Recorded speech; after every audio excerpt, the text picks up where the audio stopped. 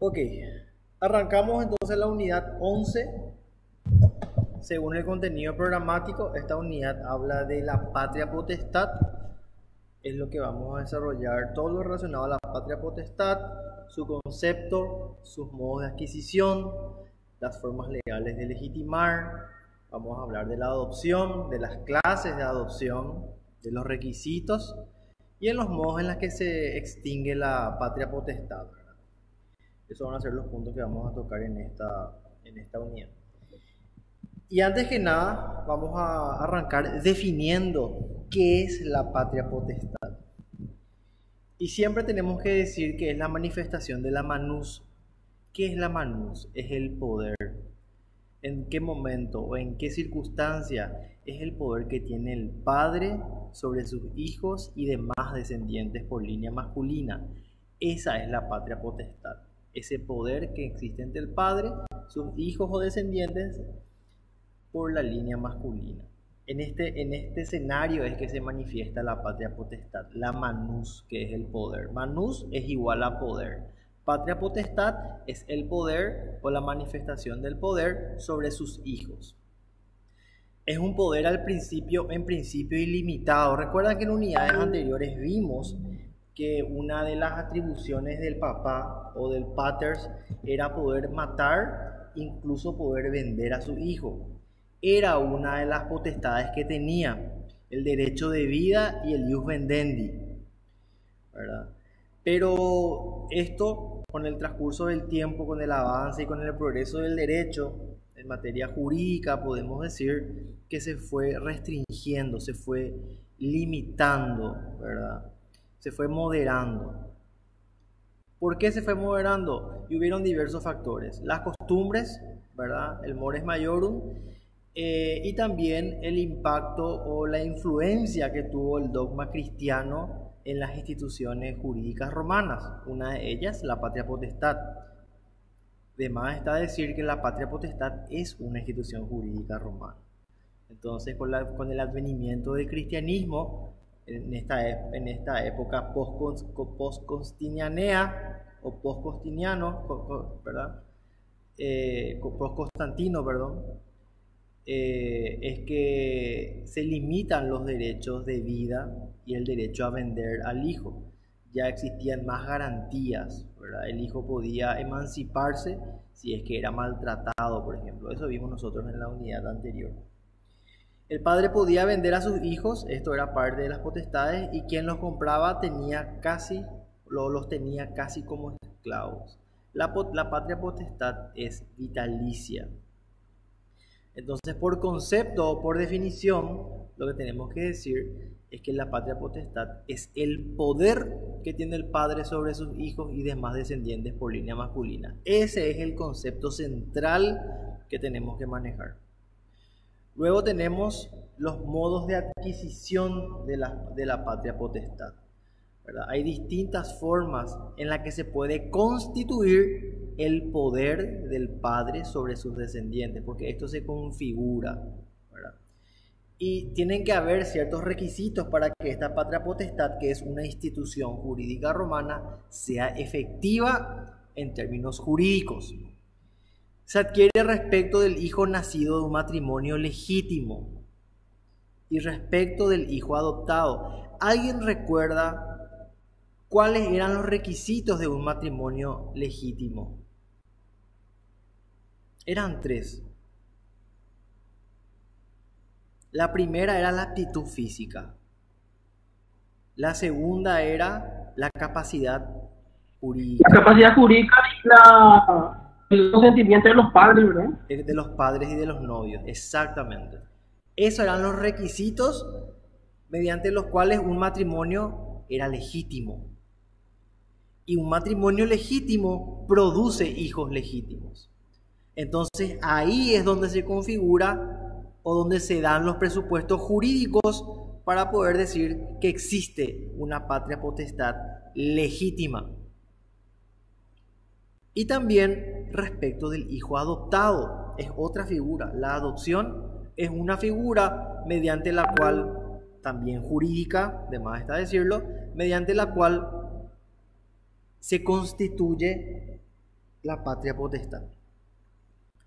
La relación de los hijos nacidos de las relaciones concubinarias podían cambiar radicalmente y equipararse, decía. Había mecanismos por los cuales podían equipararse. En cierto modo, a la de los legítimos, no en un 100%, pero sí en gran medida.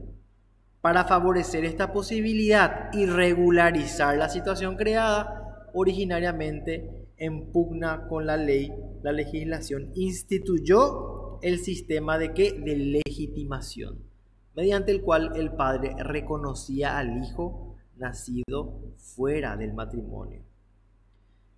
Entonces, en un primer momento, ¿qué decimos? Que los hijos legítimos son el fruto de la constitución de un matrimonio legítimo. Y dijimos que un matrimonio legítimo es aquel en el que existe aptitud física, capacidad jurídica y acuerdo de los padres y de los esposos. Entonces, ese hecho, ese matrimonio legítimo, producía hijos legítimos. Pero también la norma se fue adaptando y reconoció que también habían hijos de relaciones concubinarias, que eran relaciones en donde no se cumplían todos los requisitos esenciales. Por ejemplo, no tenían la capacidad jurídica, no tenían el derecho a casarse, no poseían el ius connubio. Entonces esa relación, ese matrimonio era ilegítimo. Por tanto, los hijos de ese matrimonio era ilegítimo. Pero la norma estableció un sistema de legitimación mediante el cual el padre reconocía al hijo nacido fuera del matrimonio. La misma condición jurídica que correspondía a los habidos de justas nupcias. Le daba la misma condición de un matrimonio legítimo. La legitimación es esa. Es ese mecanismo, es ese sistema que permitía que los hijos nacidos de matrimonios concubinarios puedan también ser legítimos. Ese es el sistema. La legitimación producía el efecto de transformar radicalmente la condición del hijo sui iuris, es decir, libre de toda sujeción, y el hijo pasaba a ser alieni iuris, sometido a la potestad del padre. Claro, porque esto es lo que nosotros dimos en la unidad pasada. Los hijos que eran ilegítimos eran sui iuris, porque no se configuraba la patria potestad. Entonces no tenían, jurídicamente hablando, una cabeza encima, no tenían un agnado próximo ascendiente, porque eran hijos ilegítimos. Pero cuando se producía este mecanismo legal establecido en la norma romana, que es la legitimación, ahí sí se configuraba, cuando el papá reconocía, cuando el padre reconocía, sí se configuraba la potestad o la patria potestad, que es la manus, la manifestación del poder del padre respecto a los hijos, y el hijo pasaba a ser alieni iuris y quedaba sometido a la potestad del padre. ¿Se entendió esta parte? Sí. ¿Sí? ¿Se comprende? Si no se comprende, por favor, díganme y vamos a... Pero ese es el escenario, ¿verdad? Hijos legítimos son producto de matrimonios legítimos. Hijos ilegítimos son producto de matrimonios ilegítimos. La ley establece un mecanismo para hacerle al hijo ilegítimo legítimo. ¿Cómo? ¿O cómo se llama ese mecanismo? Se llama legitimación.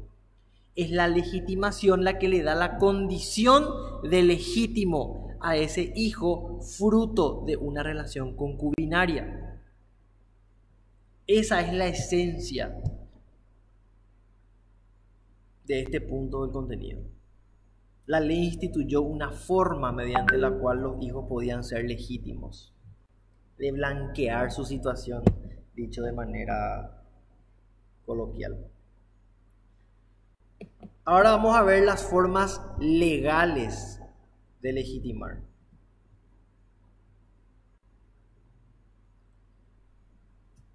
Un ratito. Tenemos la legitimación por sí misma, que era un organismo para reconocer la patria potestad de los hijos que nacieron fuera del matrimonio. En este caso, los padres se casan, porque es el casamiento lo que configura la patria potestad y legitima a los hijos.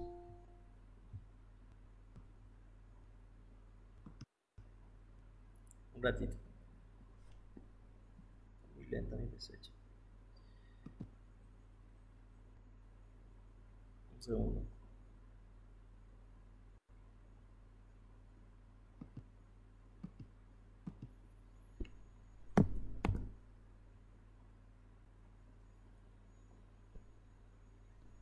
No sé por qué está muy lenta mi beso.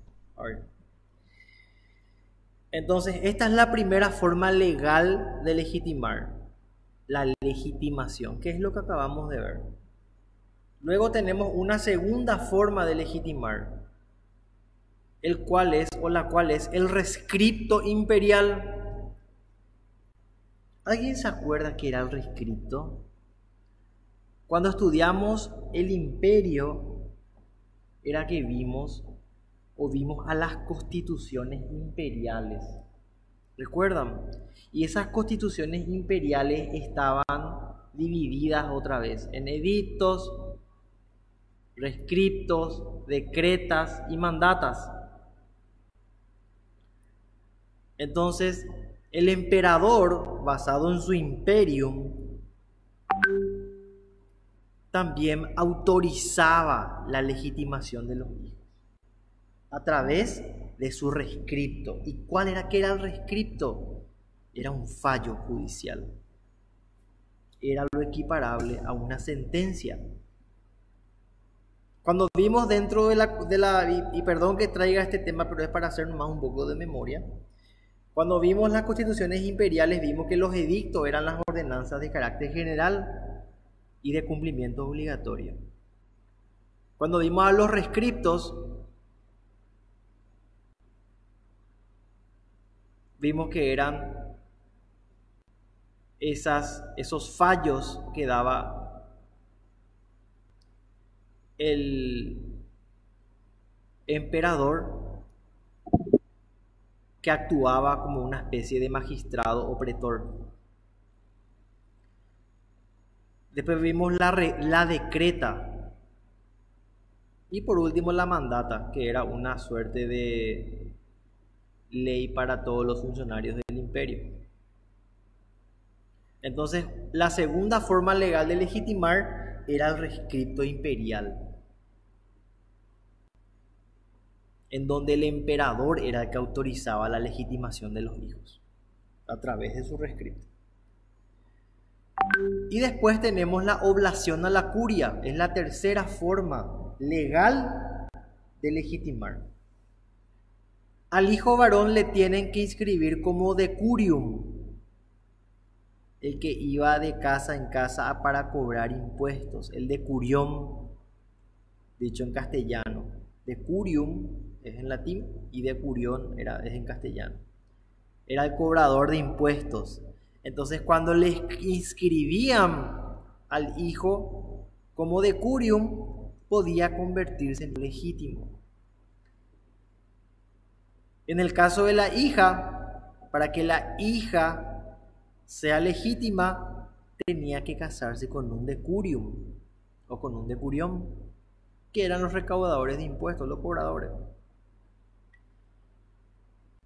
Entonces, estas son las tres formas legales de legitimar, de darle esa categoría de legítimo a los hijos producto de un matrimonio concubinario o de una unión concubinaria, mejor dicho.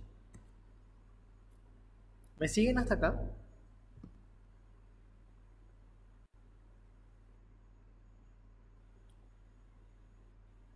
¿Me escuchan bien?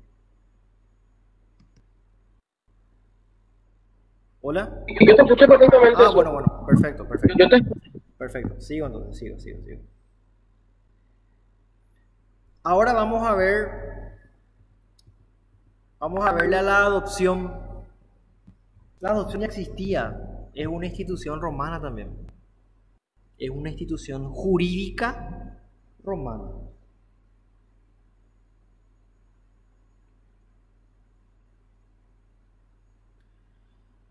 Vamos a ver los fundamentos de la adopción. Y la adopción es un acto solemne. Tenemos que siempre retrotraernos a la época romana. El fundamento de la adopción es que es un acto solemne, es una solemnidad por la cual o mediante la cual personas extrañas ingresaban a la familia como los hijos o nietos. Creaba vínculos de paternidad y filiación ficticios. Responde a fines sociales. Y vamos a explicar un poquitito. Yo le había hablado anteriormente de que para el derecho romano la solemnidad es muy importante. El acto solemne es el cual le da entidad y le da fuerza y protección jurídica a la institución, al matrimonio, por ejemplo. Recuerda que hablamos de la manumisión vindicta, por ejemplo. Era una forma legal y solemne de manumitir. Ese protocolo es lo que le daba la entidad de solemne. En este caso, la adopción también es un acto solemne y por el cual personas extrañas ingresaban a la familia como los hijos o nietos. ¿Qué es lo que ocurre hoy también? La adopción es para personas extrañas, la misma figura. Crea los mismos vínculos que hoy, porque crea ese vínculo de paternidad y filiación ficticios. La adopción es una ficción jurídica y responde a fines sociales, porque la persona que no tenía padres, el huérfano, era muy mal visto. Ese era el fundamento de la adopción. Y tenía un fundamento también religioso. La religión privada exigía, dice, un continuador que mantuviera un culto doméstico, porque generalmente el pater familia era el pontífice, era la autoridad religiosa de su casa, de su familia. Entonces por eso debería tener ese pater familia descendencia masculina. Él era el que continuaba o mantenía el culto, la tradición.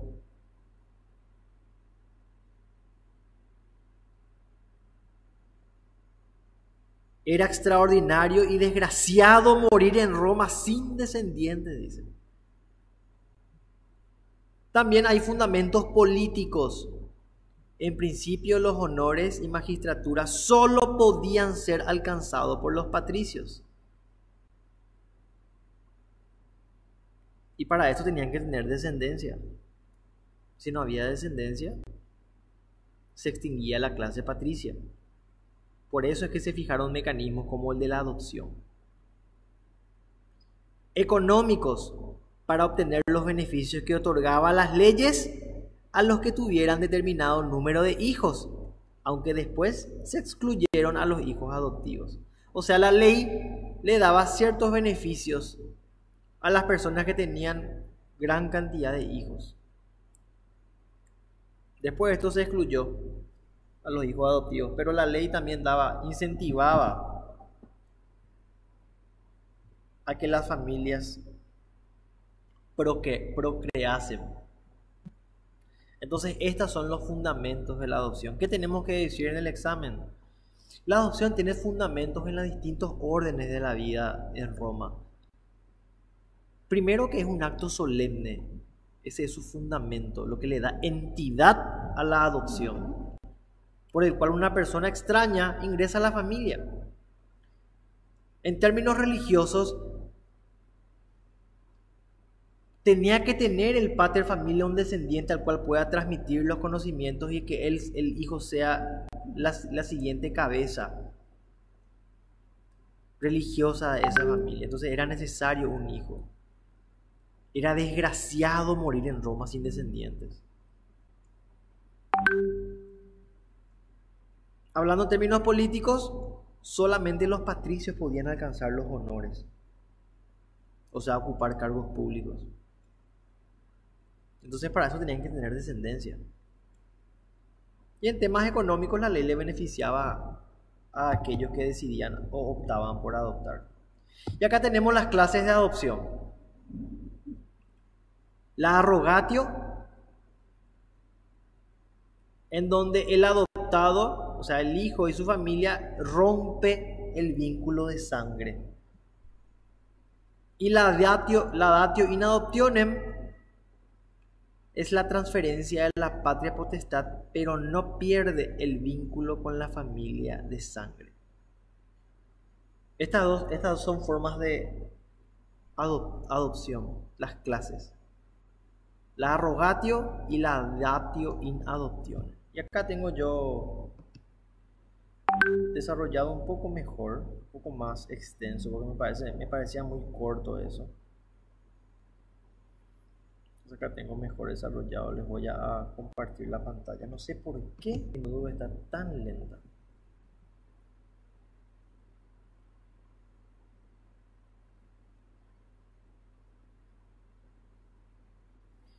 No sé si ahí ven mi pantalla.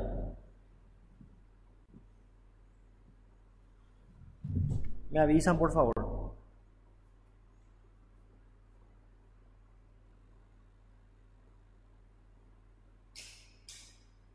Sí se ve. Perfecto. Entonces vamos a desarrollar un poco más a profundidad lo que es la arrogatio. Y la arrogatio fue la primera forma de adopción. Se hacía ante la Asamblea Popular. ¿Qué era la Asamblea Popular? Eran los comicios. Ellos expresaban su voluntad ante los comicios, o sea, los padres, y estos daban su aprobación o reprobación. En el derecho justinianeo, la adopción se llevaba a cabo por la comparecencia de los interesados. ¿Quiénes son los interesados en la figura de la adopción? Los adoptantes y el adoptado, y el padre de este ante el magistrado, o sea, el padre de la criatura que va a ser adoptada. No se requería que el hijo manifestara su voluntad, siendo suficiente que no lo contradijera.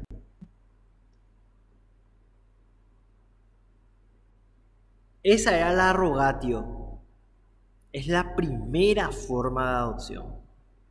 ¿En dónde se celebraba? En las asambleas populares. ¿Cómo se llamaban las asambleas populares? Se llamaban comicios. Ahí es donde los padres expresaban, o los futuros padres expresaban su intención y su voluntad ante los comicios de adoptar. Y eran los comicios que aprobaban o reprobaban esa voluntad. ¿Cómo tenía que darse eso? Tenían que estar los interesados. ¿Quiénes eran los interesados? Los que querían adoptar, el que iba a ser adoptado y el padre del adoptado ante un magistrado. Todo esto tenía que darse. Este era el protocolo, la solemnidad. El hijo no tenía que dar su acuerdo, no tenía que contradecir nada más. Y acá tocamos lo que vimos recién, ¿verdad? Tocamos de vuelta. La datio in adoptionem, que vamos a ver enseguida, implicaba una rotura total y definitiva de las vinculaciones con su familia natural. Sufría una capitis diminutio mínima. ¿Qué era la capitis diminutio mínima? ¿Alguien se acuerda? Perder el Discúlpame, no te escuché bien. perder el estatus de familia. Exacto. La modificación, el cambio del estatus de familia. Esa era la capitis diminutio mínima. La modificación del estatus de familia. Dejabas de pertenecer de tu familia natural y pasabas a pertenecer a otra familia. Esa era la arrogatio. Y la datio in adoptionem o en la datio in adoptionem, que es la otra forma de adoptar, el adoptado se desligaba enteramente de su familia originaria y se unía en todo y cuanto hacía relación al régimen antiguo. El padre debía renunciar a su potestad mediante 3 mancipaciones, o sea, 3 ventas, incluyéndose un pacto fiduciario o fiduciae, si la tercera venta era seguida de las 2 anteriores. O sea, se hacían 3 ventas simuladas para que se configure la datio in adoptionem. Eran protocolos que se seguían, eran formalidades.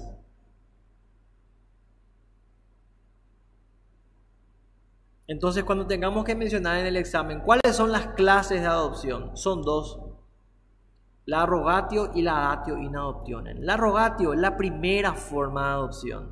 Se hacía ante la asamblea popular. Los que querían adoptar, los adoptantes expresaban su voluntad de adoptar ante los comicios. Y eran los comicios los que reprobaban o aprobaban esa voluntad. Eso es lo que tenemos que mencionar. Y en la datio in adoptionem ya el adoptado se desligaba enteramente de su familia.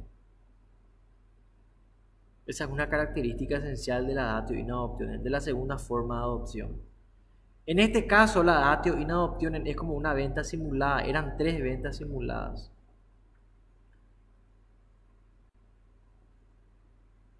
Entonces, a partir de la tercera venta, ahí el adoptante, o en la figura del adoptante, se configuraba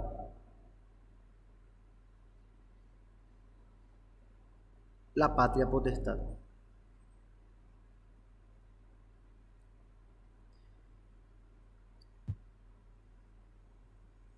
Un ratito, voy a dar otra vez una.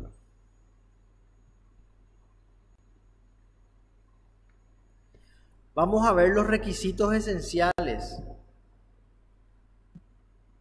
para la adopción. ¿Qué requisitos debían cumplirse? Y primero que nada, que el que iba a adoptar sea sui iuris, o sea, que actuase por derecho propio y varón.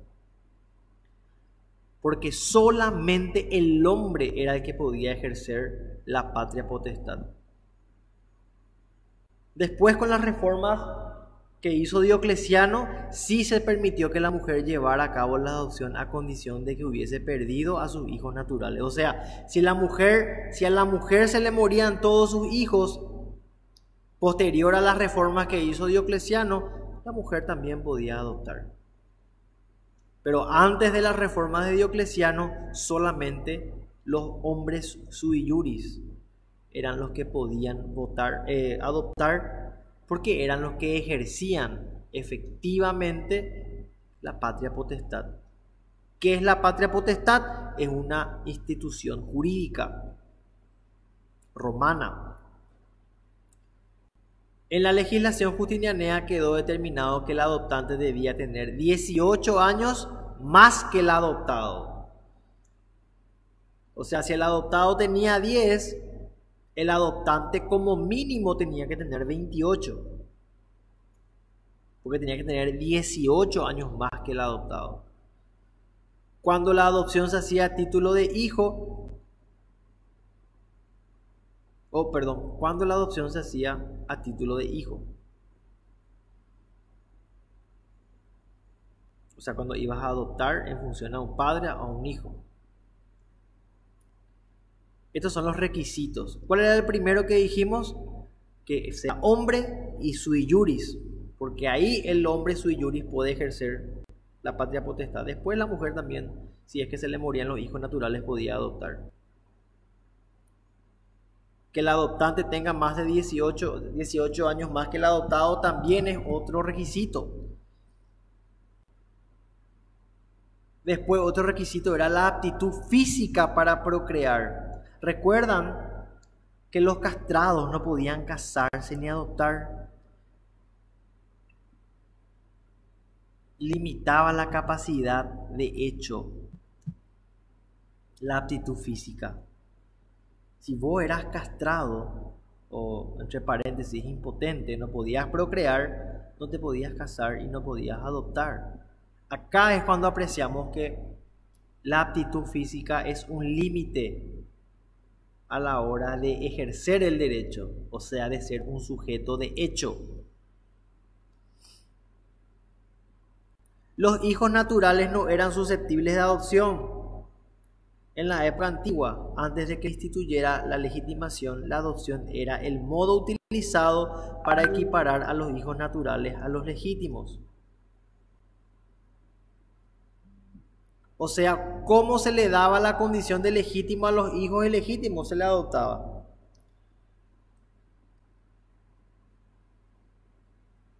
Después vino la institución de la legitimación, que vimos que era ese mecanismo mediante el cual el hijo ilegítimo, producto de una unión concubinaria, adquiría la condición de hijo legítimo.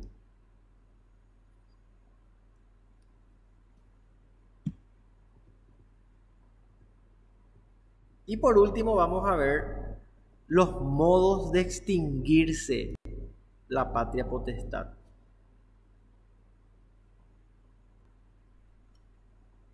Y primeramente vamos a mencionar a las causas naturales. ¿Cómo se extingue la relación de poder entre el padre y el hijo? Y una de las causas puede ser porque se muere el padre. Porque ya no hay la relación. Se extingue la relación. Murió el padre. O la pérdida de todos los derechos del padre. ¿Cuál es la capitis diminutio máxima? O sea, ¿qué produce la capitis diminutio máxima? La caída en esclavitud o la pérdida de la ciudadanía.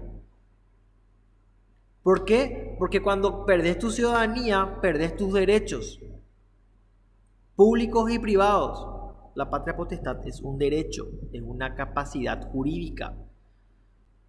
Y por ende, mucho peor, si caes en esclavitud, perdés la condición de persona, sos considerado una cosa.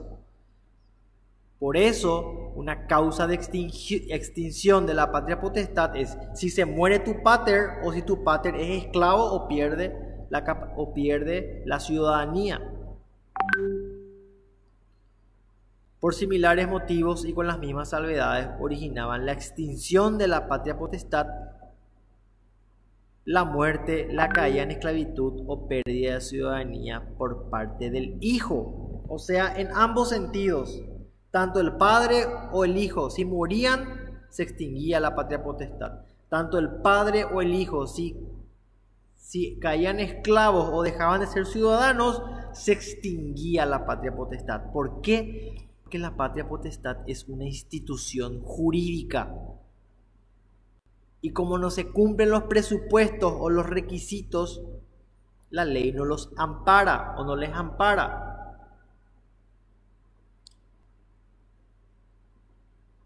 Igual efecto producía la asunción por el hijo de ciertas elevadas dignidades, la consagración como sacerdote de Júpiter para el varón o la profesión como vestal para la mujer. En estos casos se extinguía la patria potestad cuando el varón pasaba a ser sacerdote. No sé qué es vestal, tenemos que ver eso. Voy a ver. Mi computadora está re lenta, no sé por qué, pero voy a ver enseguida qué es vestal. Si alguien quiere googlear, genial. Y nos comparte qué significa vestal. O si al hijo se le confería la jerarquía de patricio, obispo, cónsul, prefecto del pretorio o cuestor del sacro palacio. Si el hijo adquiría estas condiciones o estos cargos, estos honores, se extinguía la patria potestad, fruto de la condición política del hijo. Estas son las causas naturales: la muerte del padre o del hijo, la capitis diminutio máxima o media por parte del padre o del hijo, la consagración de sacerdote por parte del hijo o de vestal por parte de la mujer, o cuando el hijo tenía la jerarquía de patricio, obispo, cónsul, prefecto del pretorio o cuestor del sacro palacio. En estos escenarios se extinguía la patria potestad, se extinguía el poder que tenía el padre sobre sus hijos o sobre este hijo. Y ahora vamos a hablar de los medios voluntarios o solemnes. Recién vimos las causas naturales. Ahora vamos a hablar de los medios voluntarios y solemnes.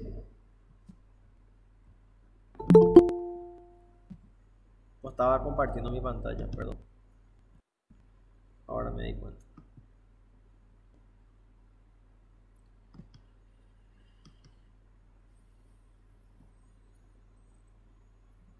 Un rato, voy a hacer zoom acá.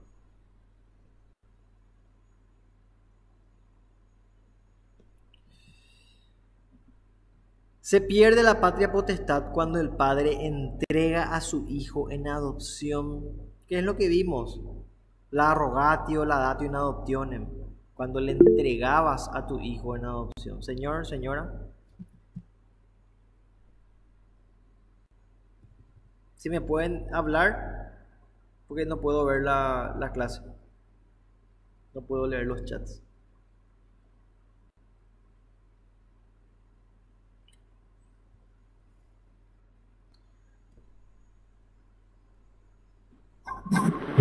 Hola Suazo, ¿Qué tal? ¿Cómo estás? hola para todos. Bien, encontré que Vestal es la religión de la antigua Roma. Era una sacerdotisa consagrada a la diosa del fuego y del hogar Vesta. Originalmente es probable que fueran 2, 4 en tiempos de Plutarco, dice. Entonces la mujer era una especie de sacerdotisa, era una religión. Esa es la Vestal. Es una especie de sacerdote, pero una religión X, ¿verdad? Esa es la Vestal. Gracias por el aporte. Yo no sabía, la verdad que no sabía, ahora pusiste luz sobre el tema. Entonces la Vestal es esta especie de sacerdotisa.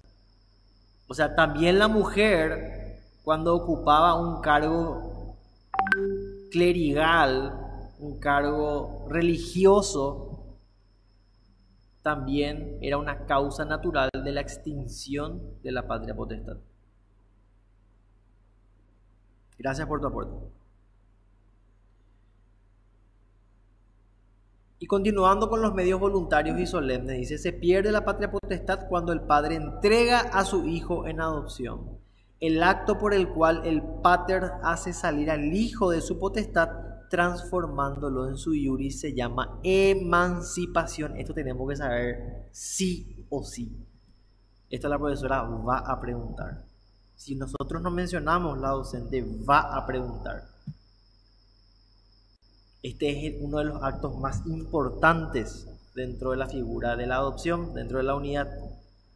La emancipación es donde el hijo pasa a ser sui iuris. Se emancipa, se hace independiente, autónomo en términos jurídicos. Y es el padre o el paters el que hace salir al hijo de su patria potestad. El padre es el que transforma al hijo de alieni iuris y le da la condición de sui iuris. Los resultados de la emancipación no siempre eran halagueños para el hijo, o sea, no siempre eran los esperados o eran los que el hijo deseaba, ya que implicaba la salida de su familia civil originaria. Se rompía el vínculo con la pérdida de la agnación, que es ese vínculo padre-hijo, con su hasta entonces parientes, la exclusión de la sucesión ad intestato, dice, del pater y correlativa capitis diminutio mínima. O sea, ¿qué pasaba en la emancipación?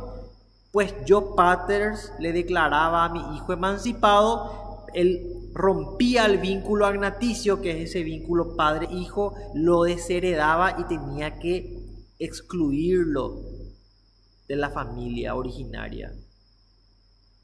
Perdía toda relación con la familia. Esa es la emancipación. ¿Qué ocasiona la pérdida o el cambio del estado de familia? La capitis diminutio mínima. Y ahora vamos a ver por último en la unidad 11, ¿en qué consiste la emancipación? Es un acto La emancipación es un acto. ¿En qué consiste? En que el padre vendiera a su hijo a una persona de su confianza. Es una venta, podemos decir, simulada, quien a su vez lo revendía al padre. El padre lo volvía a vender y a comprar por segunda vez y luego lo vendía por tercera vez, con lo cual el padre perdía la patria potestad paterna. Eran 3 ventas simuladas, para hacerlo corto. La emancipación por protocolo eran 3 ventas simuladas entre el pater y una persona de su confianza, nada más. El comprador lo volvía a revender al padre, quien entonces adquiría a su hijo y lo tenía ya no bajo su potestad, sino in mancipio, como si fuera un esclavo. Entonces lo manumitía. ¿Recuerdan cuáles eran las formas de declarar un esclavo libre? La manumisión, de modo que el hijo quedaba como liberto de su padre. O sea, eran salidas jurídicas que encontraban los romanos dentro de su ley para hacerle a una persona sui juris. Entonces, ¿qué es lo que era la emancipación? Eran 3 ventas simuladas. Y en esa última venta, el comprador volvía a revenderle al padre. Pero esas ventas, ¿qué producían esas ventas? Esas 3 ventas. Que el hijo, o sea, primero que se rompiese el vínculo de patria potestad. Y segundo, que el hijo sea considerado un esclavo del padre. Entonces, ¿qué hacía el padre para hacerlo libre? Lo manumitía al hijo. Y ahí el hijo quedaba liberto y era sui juris. Era un mecanismo, parece complejo, pero eran 3 ventas simuladas. En la tercera venta se rompía la patria potestad, entonces el hijo ya dejaba de ser hijo y pasaba a ser esclavo del padre. ¿El padre qué hacía? Lo manumitía. ¿Para qué? Para que sea liberto. ¿Qué es la manumisión? Es una forma o un mecanismo para declararlo libre a un esclavo, nada más. Esa es la emancipación. En términos de cómo opera, cómo funciona, como mecanismo. ¿Me siguen? ¿Se entendió esta última parte? Suazo, Señor. entonces, la emancipación era un acto de liberación de la patria potestad llevado a cabo por el padre, ¿no? Al hijo, Sí. por una venta simulada llevado a cabo 3 veces, ¿no? Sí. Y en la tercera se liberaba el vínculo, entonces, o sea, se rompía el vínculo de patria se rompía el vínculo de patria potestad entre padre e hijo, y el hijo pasaba a ser esclavo. pasaba a ser esclavo. Entonces el padre lo manumitía para que se pueda emancipar el Claro, hijo, ¿no? cuando el padre lo manumitía, ahí se configuraba la emancipación. Porque son dos, Hasta ahí. viste que son 2 figuras dentro de una. Sí, Porque la venta simulada, el ius commercium se puede hacer. ¿Qué produce la venta simulada? La ruptura de la patria potestad. sí. En consecuencia, el hijo pasa a ser un esclavo, porque ya no hay relación de poder padre-hijo, sino que pasa a ser un esclavo. Entonces, ¿qué hacía el papá? Lo manumitía. Otra figura romana, otra institución jurídica. ¿Para qué? Sí. Para que el hijo sea liberto. Para que Exactamente. ¿entendés? Esa es la emancipación. Entonces, con esto, señor, ¿me ibas a decir algo más? No, genial, digo genial, ahora entendí mejor. Con esto cerramos la unidad número 11 y podemos pasar, si están de acuerdo, a la unidad número 12. Sí, seguimos. Bueno, en la unidad número 12, ¿qué le pasó a mi computadora? Espérenme que un ratito. O sea, que estaba funcionando tan bien y ahora que me moví de aula, empezó a cablear. Espérenme que un ratito.